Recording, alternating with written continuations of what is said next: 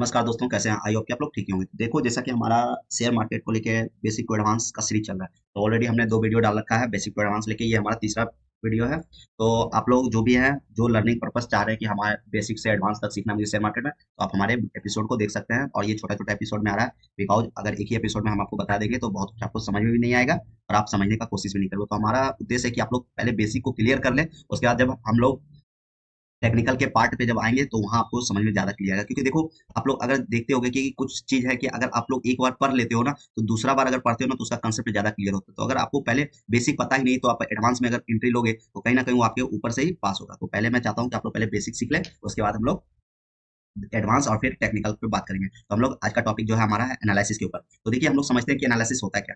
सो समझो कि एनालिसिस का मतलब होता है जाँचना। मतलब कि कोई भी हम लोग शेयर खरीद रहे हैं या फिर कुछ इंट्राडे ही कर रहे हैं, मुझे लग रहा है कि निफ्टी 500 अब ऊपर जाने वाला है, तो क्या देख के मुझे लग रहा है कि ऊपर जाना है? तो उस यही सा मुद्दा हम लोग आप लोग को आपके बीच समझाने का कोशिश कर रहे हैं। तो समझते हैं कि एनालिसिस का मतलब होता है जांचना। जो कुछ शेयर हम खरीदते हैं, खरीदने से पहले उसका फंडामेंटल एनालिसिस और टेक्निकल एनालिसिस करते हैं, उसी को एनालिसिस करते हैं। देखो, तो फंडामेंटल एनालिसिस हम उसका करते हैं जो कि स्टॉक में कौन आता है। लेकिन हम लोग जब इंडेक्स का, जैसे कि निफ्टी का इंडेक्स हो गया या बैंक निफ्टी का इंडेक्स हो गया या फिर निफ्टी का इंडेक्स हो गया, अगर हम लोग इस पे काम करते हैं ना, तो इसमें फंडामेंटल काम नहीं करता, यहाँ टेक्निकल आपको काम करता है। तो टेक्निकल जैसे जब फंडामेंटल आपका क्लियर होगा ना, तो टेक्निकल ऑटोमेटिक आपको सीखना पड़ेगा। तो हम लोग पहले अभी दोनों चीज क्लियर करेंगे, लेकिन एक स्टेप टू स्टेप। तो अभी हम लोग बेसिक से देखते जा रहे हैं। एनालिसिस को दो भागों में बांटा गया है। पहला नंबर वन है फंडामेंटल एनालिसिस और सेकंड है टेक्निकल एनालिसिस। तो हम लोग समझते हैं कि फंडामेंटल एनालिसिस बेस्ट है या फिर टेक्निकल एनालिस्ट बेस्ट है। तो देखो, समझते हैं कि फंडामेंटल एनालिसिस जो होता है कि अगर मेरा मोटो है कि मैं मार्केट में 20 साल के लिए, 15 साल के लिए या 5 साल के लिए मैं इन्वेस्ट करके आराम से भूल जाऊं, तो उसके लिए हमें फंडामेंटल की जरूरत है। क्योंकि सोचो कि अगर टेक्निकल यहाँ पे मुझे कोई शेयर बहुत अच्छे लग रहे हैं और मैं आज उसे इन्वेस्ट कर दूं और उसका मैं फंडामेंटल देखा नहीं कि वो स्ट्रॉन्ग है या कुछ मतलब कुछ कहते हैं ना कि कभी कभी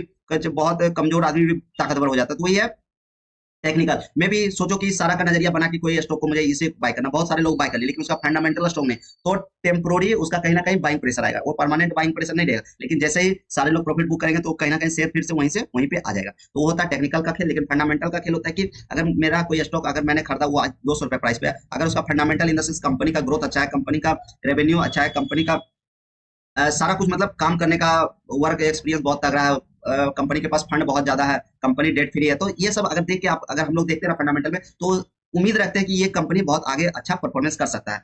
तो वो हमारा काम करता है वहाँ फंडामेंटल। लेकिन अगर शॉर्ट टर्म के लिए मुझे प्रॉफिट चाहिए, जैसे 1 मंथ के लिए या फिर 1 वीक के लिए, तो उसके लिए फिर हमारे टेक्निकल बेस्ट है।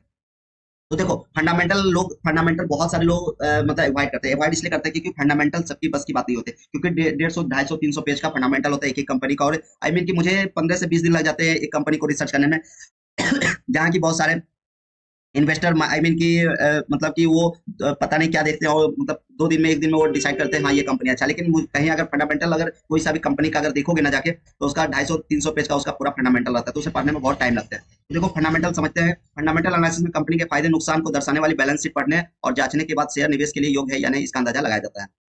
तो देखो, ये तब पता चलेगा कि कंपनी प्रॉफिट में है या फिर लॉस में है, डेट में है या फिर डेट फ्री है। ये सब आपको तब पता चलेगा जब आप बैलेंस शीट पढ़ोगे। क्योंकि देखो, कंपनी साल क्वार्टरली या फिर मंथली, क्वार्टरली या फिर अर्ली, अगर वो अपना बैलेंस शीट पेश करती है ना, तो वो सारा कुछ डिटेल उसमें दिया हो रहता है कि हमारा इस साल कितना प्रॉफिट हुआ, इस साल कितना लॉस हुआ, हमारे कंपनी में क्या चल रहा है, वो सब कहीं ना कहीं आपको बैलेंस शीट में। लेकिन ये लोग, बहुत सारे लोग ना बैलेंस शीट को अवॉइड करते हैं कि चलो बैलेंस शीट में क्या रखा है, हम टेक्निकल पे काम कर लेंगे। तो वही टेक्निकल पे काम करते हैं, उनका नजरिया रहता है लॉन्ग टर्म का। वो आज के डेट में लग रहा है कि मार्केट बहुत अच्छा खरीद खरीद के वो सो जाते हैं, और 5 साल के बाद पता चलता है उस कंपनी का ग्रोथ बहुत बेकार था, कहीं ना कहीं 500 का स्टॉक आज वो 50 रुपए 50 पैसे इस तरह में वो ट्रेड कर रहा है। एग्जाम्पल आपके सामने बहुत सारे ऐसे स्टॉक हैं।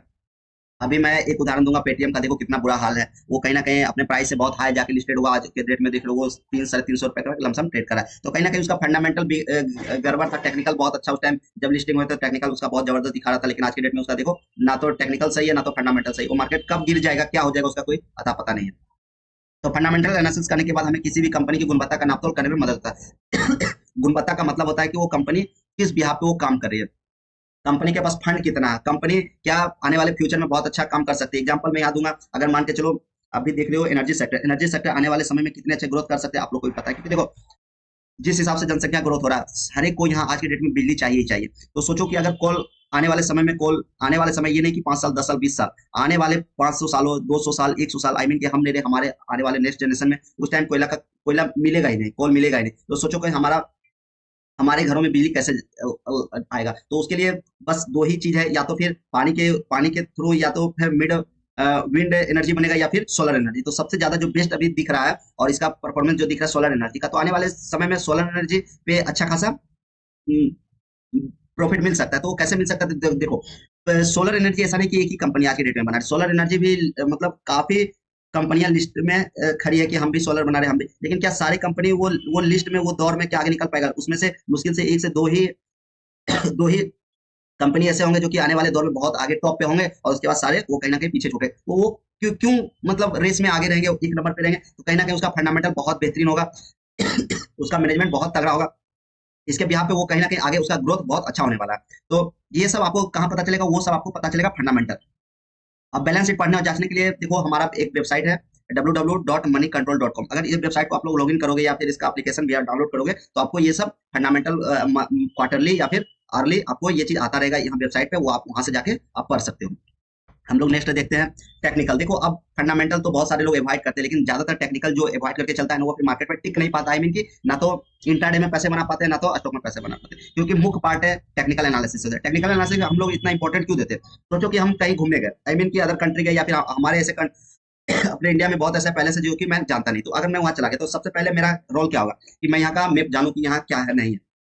तो जिसको हम लोग नक्शा बोलते हैं, अगर नक्शा नहीं मुझे पता है तो मैं एक कदम आगे जा नहीं सकता। आगे जाऊंगा क्या पता मैं जाने का मुझे उत्तर साइड में दक्षिण साइड चला जाऊं, तो सबसे बड़ी गड़बड़ होगी। तो ये जो है ना टेक्निकल, ये मार्केट का नक्शा है। अगर इस नक्शे को हम लोग अच्छे से समझ जाए तो हम सही डायरेक्शन में जा सकते हैं। शेयर के चार्ट के आधार पर जो अभ्यास किया जाता है उसे टेक्निकल एनालिसिस किया जाता है। तो ये जो चार्ट है, इसके अभ्यास से हम लोग ही टेक्निकल एनालिसिस करते हैं कि मार्केट का अब क्या होने वाला है, मार्केट ऊपर जाएगा या फिर नीचे जाएगा, कैंडल का परफॉर्मेंस कैसा है, कैंडल वीक है या फिर कमजोर है। ये सब हम लोग टेक्निकल एनालिसिस में सीखेंगे। देखो हमारा सारा सीरीज फोकस रहेगा टेक्निकल के ऊपर।